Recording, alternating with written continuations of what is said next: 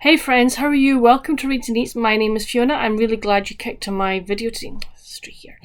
Yeah, I'm really glad you clicked on my video today. I hope you're going to enjoy the books I'm going to talk to you about. I've had a very good reading week. I finished 3 books and I started one other, so well happy with that.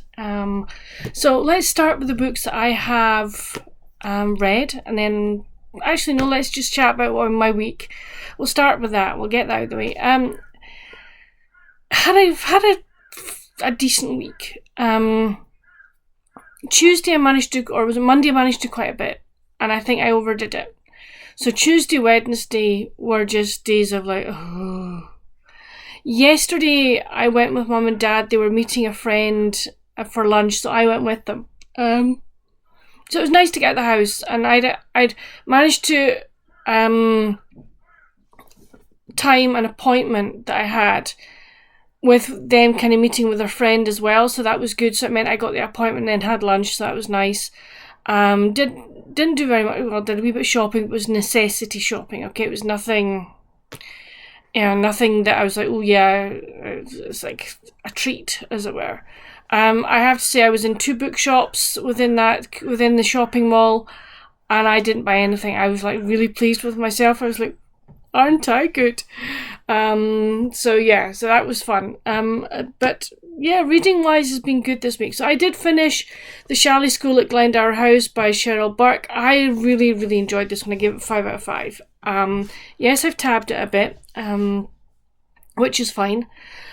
But as I say, this is, for those of you who don't know, The Shalley School at one point, one part of it stays in Wales, in Carnbach, which is actually Tenby, and the other part of it goes back to the continent. It goes to the Swiss Alps, and this is the story of the girls whose parents, for whatever reason, or who are too young to go out to Switzerland. This is their story of how they try to make an identity for themselves as not kind of, shall we say, the poor relations of the Shalley School, that they are still part of the Shalley School, but they want to have their own identity and do things that maybe the girls in Switzerland can't do.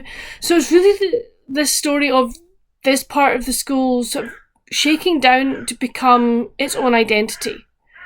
And it was really, really good. We have some characters that we've met previously in the series who, are finding it a bit strange because their friends are no longer with them. Their friends are in Switzerland. So yeah, I really enjoyed it, and I enjoyed seeing maybe these characters coming out of the shadows of some of the other sort of more main characters within the Swiss branch. So thoroughly enjoyed it. A great fill-in, and I'm actually hoping that other people will take up the mantle and write some more stories set at Glendower House, because I think it would be very, very good to do so. So that was that one. I then picked up for the... Oh, good grief, where are we? Excuse me a minute. I want to just do something here so you actually get to see the picture.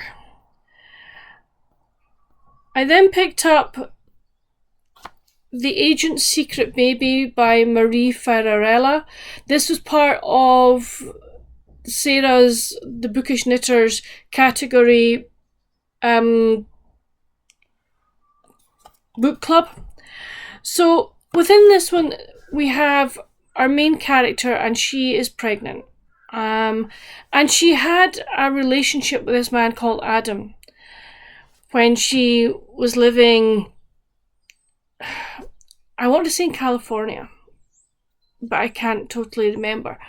And it has had consequences in that she is now pregnant.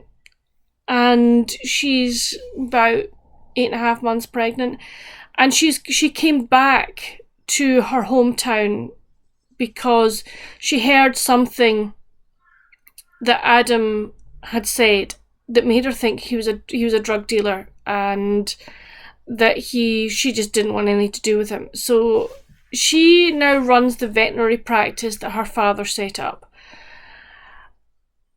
And I'm afraid I am blanking on her name. It's really bad, isn't it? I am really blanking on this lady's name. Hold on till I find out if I can find it. Eve. That's it. So Eve basically says, no, I don't want anything to do with Adam. I'm coming home, and there's a lady who, this sounds really weird. There is a lady who is posing as a single mom on the internet, and she's basically there as a sounding board for single mothers who maybe need to talk to somebody, etc. And Eve ends up on this site, and she kind of spills her guts to this woman. And unbeknownst to her, this woman was a government agent, and she's come out of that now. And she tries to sort of help single women. And this lady, Eve, has spilled enough about Adam that this woman manages to track him down. And she sends him an email going, Eve is carrying your baby, here's where she's living. Now, Adam is undercover. He's actually a DEA agent. He is a drug enforcement agent. And he's undercover at the moment. He is trying to make a big bust. But he goes to where this address is just to check that Eve's safe, etc. But he arrives there and to discover that Eve is actually in labour. And we have a situation of him helping Eve, and there's also an older gentleman that has been friendly with Eve since she was a child. We get some of his backstory plus his driver's backstory. There was something about them you're like, yeah, okay. So we have all of this, and also it's like Adam trying to protect Eve and the baby from the bad guys who are possibly tailing him. So we have all of that. I really, really enjoyed it. Yes, there was some spice. But I would say it was maybe a 1.5 to 2 chili spice. It was, yes, there was a sex scene. Yes, it was descriptive, but it wasn't the worst I've ever read, if that makes sense. For me, it was okay. Did it add to the story? A wee bit, but you could have skipped through it if that's not your jam. So that was fine. But I really, really enjoyed it, and I enjoyed it so much I want to read the next ones in the series. But the series is written by different authors, which is really nice. So yes, so at some point I will add it to my other series that I've started in my reading log, or other series that I'm reading, and then I can start marking them off as I read the next ones. I then picked up, for the children's literature book group, I picked up The School at the Chalet, which is the very, very first Eleanor and Brent Dyer of the Chalet School. There are some prologues to this that are fill-ins, okay? But this is the very, very first Eleanor and Brent Dyer Chalet School book. It is 100 years since this was published. And I know that Girls Gone By Publishing, who try and publish, hold on 1 minute. They publish the fill-ins, and they also publish some of the main story as well. They republish them, so they are going to be bringing out a special edition, like the School at the Chalet this year. I may purchase it just to say that I've got it. I adore this book. This book introduces you to how the school starts. It introduces you to some of the main characters. You have Joey and her sister Madge. Madge starts the school. Joey is her first pupil. And it's like how the school starts off small and then becomes, within the first sort of term, and it becomes even bigger, and there are incidents that happen within it. There are pranks that the girls play. It is a beautiful setting of Lake Tersee, which is actually Lake Achensee in the Austrian Tyrol. I've been lucky enough to go there. I would love to go back, but no, thoroughly enjoy it. So, for those of you that don't know, the premise is Madge and her twin brother Richard, or Dick. Their parents died when they were quite young, and Joe was only like 3 or 4, and they were back in Britain. Their parents had been in India, and they had guardian, and the guardian was looking after all of their financial, etc. The guardian has died, and they find out that basically he made some wrong investments, so it hasn't left them with very much money. Dick is going back out to India because he works for the Forestry Commission. And it's like, what are they going to do? And Joy is not the most robust child. She's quite delicate in that when she was an infant, she had pleural pneumonia, and it has sort of left her, fairly weak in some ways. So Madge hits on the idea of starting a school, starting it in a chalet on Lake Achensee or Lake Tersee, and it's the story of their first term. The people they meet, the things that happen, the girls that come to join the school, and you get a wee bit also people who are going to be very, very important to not only Joey and Madge, but to the school in general. It is a great starter book. It is, it really does introduce you to the whole concept of the series, and this series is very, very dear to my heart. I just love it so much. So from there, I then decided I needed something.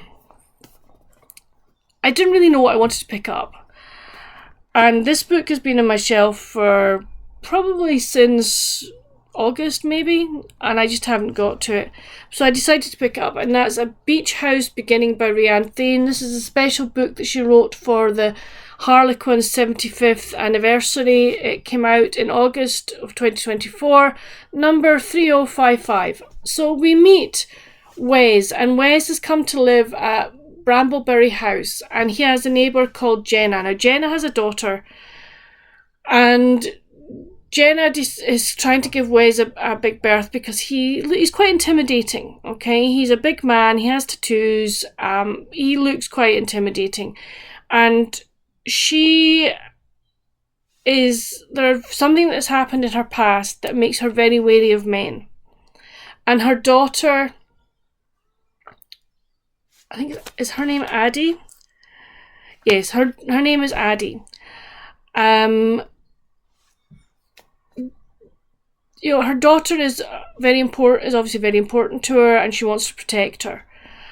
Wes also has a daughter called Brielle, and his ex-wife lives in the town, and it's basically the story of will they or won't they have a relationship, and it's like, what are they both hiding? Why are they both, very reticent to sort of get involved, open up to each other, but they're just beginning to open up to each other, which is really, really nice. There are various things in both of their pasts that, they're having to work through. But I'm really enjoying the way she's writing this. I know that this is the last book in a series. Have I read the rest of the series? No, I haven't. I'm just jumping straight in at the end. I know, Storm, I hear you, but it was on my shelf. So that's what I'm going to be reading this weekend. I've got that to read. I've just decided that for the moment I'm trying to just read one book at a time. Just so that I'm not bogged down, which I think is a good thing. So that's kind of what I've been reading and what I am going to be reading this weekend. Other plans for the weekend, we have rugby this weekend. It's the second week of the next round of European rugby matches, so I'll be watching those.